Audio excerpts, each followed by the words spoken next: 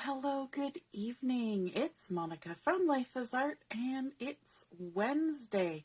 Let's create this evening.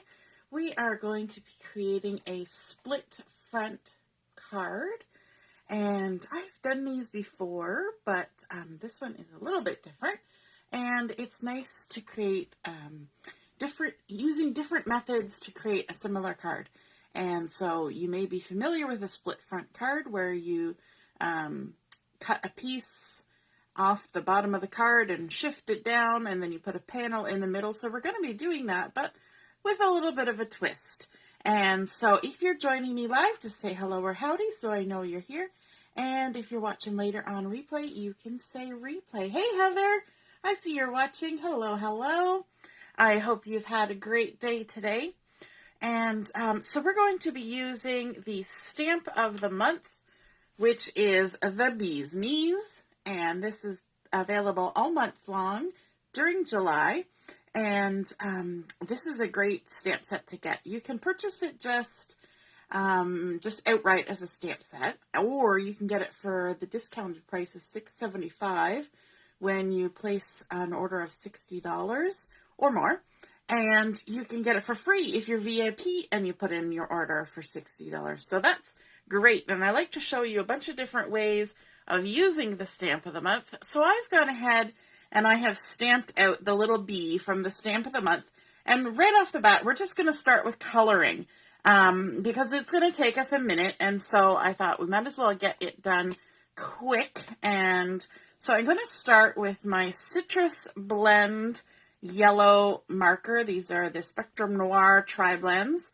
And I'm going to use the darkest color first and just color in the yellow stripes on this little bee's body because he's so cute. And I stamped him up using my stamping platform and intense black ink. And I did that just the second before we started the video, just because I wanted to get that part done because we're going to do a bunch of coloring on this. So it's going to take us a minute or two. Then I'm going to switch it around and I'm going to use the light end of this, and I'm going to kind of color in all of these sort of larger, wider petaled flowers with the lightest yellow color. And there are some that are tiny, but they're all the same shape. So I'm going to go ahead and use this lightest color of the Citrus Blend to color those in. Are you somebody who likes to color? Coloring can sometimes be relaxing. I'm just kind of scanning, looking for all the ones that look like this. And just going ahead and adding that color on there. We've got some in the center. When I stamped using my stamp platform, I wanted to get a really good, nice, dark black color. And because my intense black needs to be re-inked, it took me 3 stamps of the black ink to get exactly what I wanted. So we're just going ahead and adding this yellow on here. We're going to keep the colors very simple on this and fairly light because these are the wings. And if you've ever looked at a bee's wings, there's not a lot of color in there. They're sort of iridescent-y. So I thought I would kind of pick colors that were sort of leaning towards that iridescent-y look. Now let me just see. I got that one. Some of these, all you have to do is really just tap the floral to get the coverage that you want. So that was the Citrus Blend. And now I'm going to come in with the Vintage Blue, the lightest of the Vintage Blue. And there's a couple of little flowers here that are sort of sideways flowers. They've just got 3 little petals and then the sort of the beginning of the bud, I guess. And so we're going to color that all in blue just to keep it consistent. So everywhere there's these little 3-petal guys. We're just going to go ahead and color those. They're kind of hiding everywhere. And if you're somebody who likes to doodle, this stamp will probably appeal to you because it has very much that look of Zentangle about it, where, you know, you just kind of doodle and add little bits here and there. Hopefully my head is not in the camera as I'm coloring away here. and talking to you, and I'm not really looking at the comments, but I see that Michelle is here. Good evening, Michelle, and Carol, and my mom. Awesome. And so it's hard to look at comments when you're coloring. Don't look away. And so we're just going to add some of this lightest color of the vintage blue. And you'll see where I got the idea for the blue from. But most things that are sort of iridescent-y have a bit of blue in them. So I thought that would be a nice touch. And then I'm also going to come in with the coral blend. And I'm going to start with the lightest coral on here, and I'm going to do all the flowers that look kind of like daisies. And most iridescent-y thing, oh, look at that, my cap was moving all on its own. Oh, it's wet. Interesting. I've never seen it wet before. I wonder what that is. Anyway, let's wipe that up. So the coral blend must have been humid. I was using this not too long ago. Alrighty. So, all of these daisy-shaped flowers, we're going to go over those. I forget what I was saying when my caps decided to move mysteriously across my Versamat. Starting to think I had telekinesis or something. It just had moisture in it. Interesting. I'm not sure how that happened, but you never know. We've had so much humidity in Ontario the last couple weeks, you just never know. All right, so we're going around adding some, and some of this you're just kind of by guess and by gollying because, you know, these little petals are so close together. And so I was saying iridescent-y, that's what I was talking about. Iridescent things tend to have sort of a blue, yellow, pinky sort of factor about them. So I thought bringing in the coral would kind of play that up. And probably on the camera, you can't see much of the color anyway, but I'll tell you in person, it looks kind of pretty. So there we go. We've done all those. And then I want to switch to the dark of the coral. And I'm just going to quickly do the centers of all the flowers.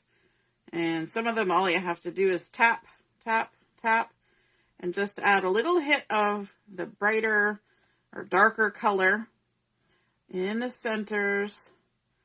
I tell you, that's easy coloring when all you got to do is go tap, tap, tap. And all across here as well. I'm trying not to miss any, but I'm sure I will. But that's okay. They all kind of blend together with my eyeballs right now. There we go. So let me lift, actually, no, we got one more thing to do. I've got the light green blend, and we're going to use the lightest color, and we're just going to add a little tap here where all the little leaves are going down the wings. Usually bees and things have pollen on them, not so much flowers, but it's just a fun artsy way of looking at a bee. We need our bees to survive, and we need to have the flowers and things that help them. There we go. We always say that's our excuse for not mowing our lawn early in the spring because we're keeping the dandelions on there for the bees. Good morning, Carrie. Karen, sorry. Good morning, Ellie. I was looking at Karen's name and Ellie's at the same time, so now you're Carrie. Carrie and Ellen instead of Ellie and Karen. Hey, Robin. Nice to see you're watching. So there we go. We have colored him up. Now, of course, you know what's going to happen next. We're going to do some fussy cutting, but let's go around a little bit closer first. We're going to do a rough cut before we do a fussy cut, just to get rid of some excess paper. It's always easier to do a fussy cut, and sorry, this stamp does not come with thin cuts. It just doesn't. Stamps of the month don't have those. And then we can just go ahead and we're going to trim him out with a little halo of white all the way around him. And because of the way I want him to look, I am going to go up and down the legs, just like this. I don't know, this this bee is all covered in flowers, but I'm going to tell you that it's probably a him because I think all the worker bees are boys, aren't they? You never know. I guess I'm not that. The only thing I'm judging this on is the bee movie. That's the extent of my knowledge of bees, right? Not quite true, but you know. Yep. I think most of the worker bees are boys, as far as I know. But I could be completely wrong on that. But he looks nice and pretty anyway, whether it's a he or a she. And we're just going around, leaving that halo. We're pivoting the paper. You can really see how much the paper pivots when we do stuff like this. And there's lots of ins and outs. And leaving a nice little edge there, which helps with all these little legs. If you were trying to cut right on the edge of the stamped image, those little legs would be so thin, they would have no structural integrity. So because we leave a little bit of the white showing, then that gives them some in structure too. In the nice cardstock. So I just stamped this on White Daisy cardstock using my Intense Black ink, and that black ink allows you to do anything in terms of coloring or watercoloring or markers, anything like that, shimmer brushes, without having to worry about the ink bleeding or smearing. And like I said, I stamped that just before we went live, just so that I have one little step done in this process before making our split front card. And we're getting there. We're just about around the edge. Generally, I go a little bit slower than this with fussy cutting, especially when it's so jiggledy-joggly. But we don't want to make you sit and watch forever. Some people find it relaxing to watch coloring and cutting, and other people find it makes them a little antsy. How do you guys feel? Are you this kind of person that likes watching coloring and fussy cutting, or does it kind of make you a little bit gives you the heebie-jeebies? Some people, I think, when they watch fussy cutting, because they envision themselves doing it and they don't really want to. There we go. All right. So we've got our lovely little bee all cut and colored and ready to go. He looks like he's ready to take off and find some good things. And now it's time to turn to our card base.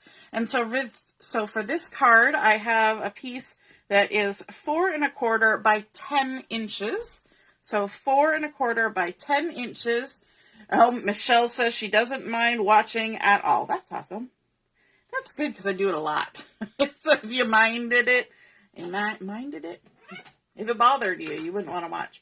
All right, and what we're going to do is we're going to score at 5 1/2. So that gives you the idea that this is going to be a 4 1/4 by 5 1/2 inch card. And we're going to go ahead and fold on that score line, making sure everything lines up nice, even though we didn't use a scoreboard. And now you will see that there's a problem with this card front, and that the front is a little bit short. And if you try to stand it up, it would fall over. So what we're going to do now is we're going to take our card front. We're going to open it back up, and we can see here that we're at 4 1/2. And I'm going to bring in my pencil, and I want to mark 3/4 of an inch. 1, 2, 3. 3/4 of an inch down on the left side. And actually, I'll move it up so you can see what I'm doing. I'll move it up here. And hopefully that will all be in the screen. So I've come 3/4 of an inch down from that crease. And then on this side, I'm going to come 1 1/4 inches up. So 3/4 of an inch down from the center fold and 1 1/4 inches up on the right side. Although you could do it on the left side. You could swap it around. But I'm going to have mine going that way. Now that I've got those two marks, I'm going to bring in my little photo trimmer here, and I'm going to line it up on those two marks, and I'm going to trim my card on an angle. So this makes it a little bit different from some of the split front cards that you may have seen before. It's just a little different angle on things. Ha ha ha, pardon the pun. And so now we have our split front card, but we need a way to keep the pieces, because now if I try to stand it up, there really is a problem because it's going to fall over and there's a piece that's not attached. We don't want that. We're going to have to reattach it. And the way to do that is to put your card down and put the piece that you want to add, line it up at the bottom of your card, like so, and that will leave this nice little gap here in between. And we need to bring in something to span the gap, and it needs to be something sturdy like cardstock.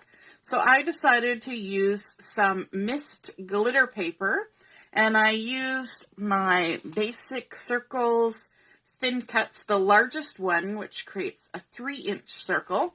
And I've gone ahead and cut that with the mist cardstock. And I want to kind of center it on that gap and on the card from side to side. Now the difficulty is you need to know where to put your adhesive. So what I'm going to do is I'm just going to take my pencil and lightly draw just a few marks out from the edge of my circle. And the reason I'm coming out from the edge is because I want to be able to erase them later. And I'm doing them nice and light, but I'm just marking around the edge. And then what I'm going to do is I'm actually going to put the adhesive on the card front rather than on the piece that I'm adding. So I can even take that one away. And then I know I have to stay within those marks. So just go ahead and add my adhesive. I can probably put 3 nice strips on there, like so. And then I can come on to this one and do the same thing. Just making sure that I'm staying inside the cut edge and inside the marks, envisioning a circle being stuck on here, like so. And then I can peel off all my adhesive backing. 1, 2, 3, and then this one. 1, 2, 3. If I'd been smart, I would have erased those marks before I took the backing off, because we don't need the marks now, and it's probably easier to do it before we get our circle stuck on. Just try and make sure those things don't get stuck in the adhesive, like that. Get rid of those. Excellent. And there was something else I wanted to do, but we can do that after we stick down our circle. So let's line this back up, making sure that our little points are stuck on, and then we can bring in our glitter mist circle, and again, just kind of line it up so it covers up the adhesive and it's centered, and stick that down just like that. And now when we open it up, we have our split front card. But I wanted to do a little extra something on here, and I can totally do it now before I move on to anything else. I just need to grab my all-purpose mat, and I'm going to do something kind of weird. I'm going to actually stick, actually I don't need to do that. I was going to stick it inside, but that's okay. We won't see anything that ends up on the inside. Open up my all-purpose mat. I've got that, and my mist ink. So our mist ink matches the mist glitter paper. I'm going to give it a little squeeze like that. And what that'll do is it'll transfer some of the ink to the lid. And then I can grab my water brush, the small round water brush, and I can make myself some juicy goodness with that mist ink.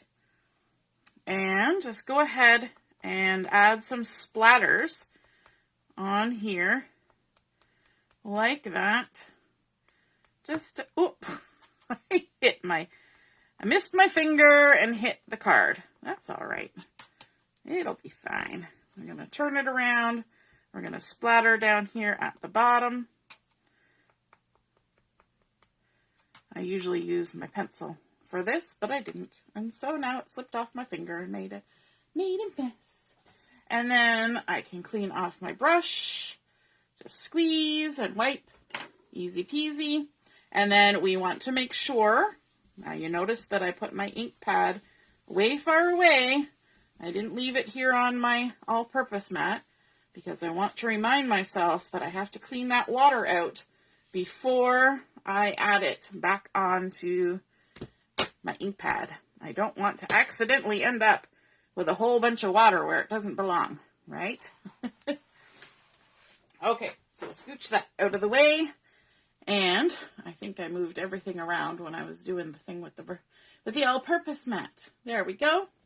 Okay, so now what I want to do is I want to do a little bit of stamping on here. And the sentiment that I want to add from this one is the just because it's nice to have a card to send to somebody just because.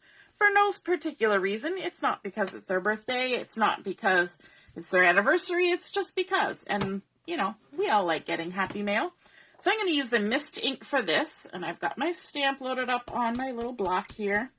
Going to ink it up in the mist and stamp it right there on my card. There we go. Just because. Move that out of the way.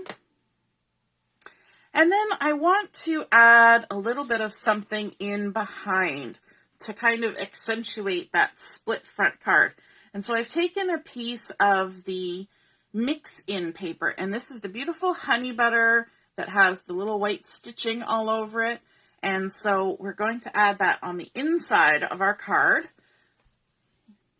And the good thing about this honey butter is that it's a light enough color, you can totally write on top of it.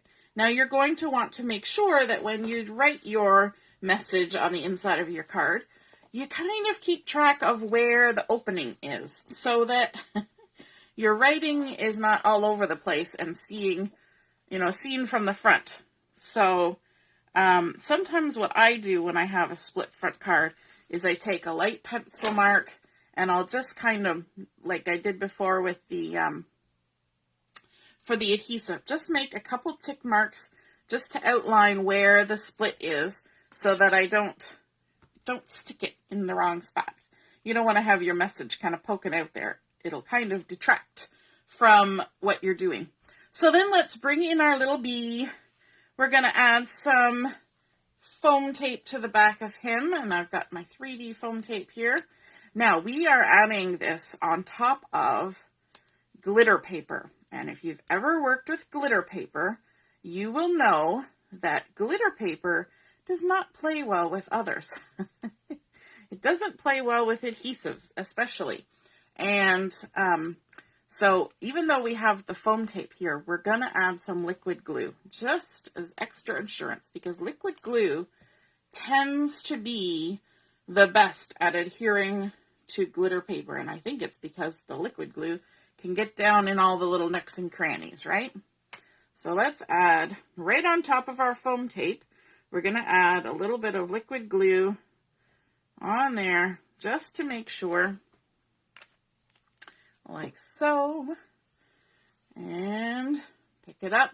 And let's see if maybe we can sort of, I can't quite hide my blob, but that's okay. I got to put it on a little bit of an angle because the wings are a little bit wide for the size of the card front.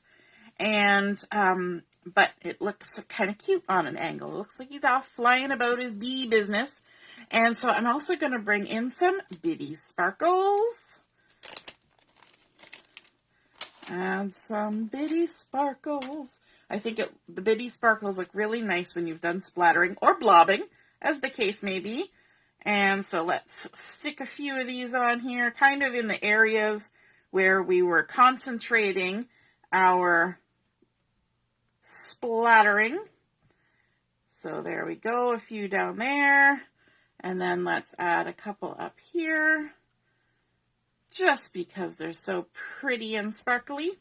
And there we go. We have our split front card, just because, with that beautiful mix-in paper showing through from behind, and that fun mist glitter on there, just giving all the sparkly vibes and picking up, again, with those bitty sparkles and a little bit of splatter and blobbing. You know, blobbing happens.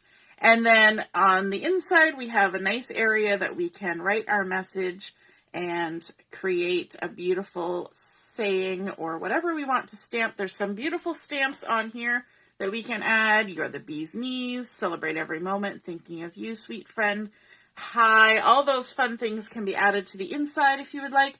And the other thing that you can do, if this bothers you, that this circle back is there, you could add another circle of just plain white daisy cardstock behind there.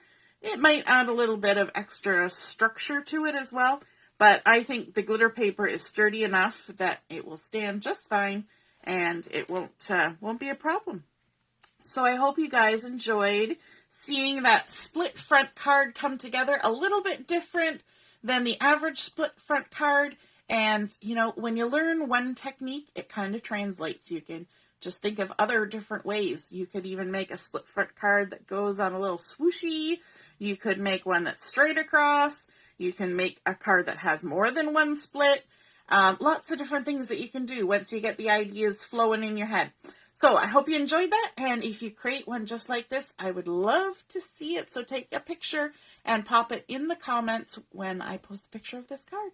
And have a wonderful rest of the week. And we will see you again soon. Toodaloo! Bye!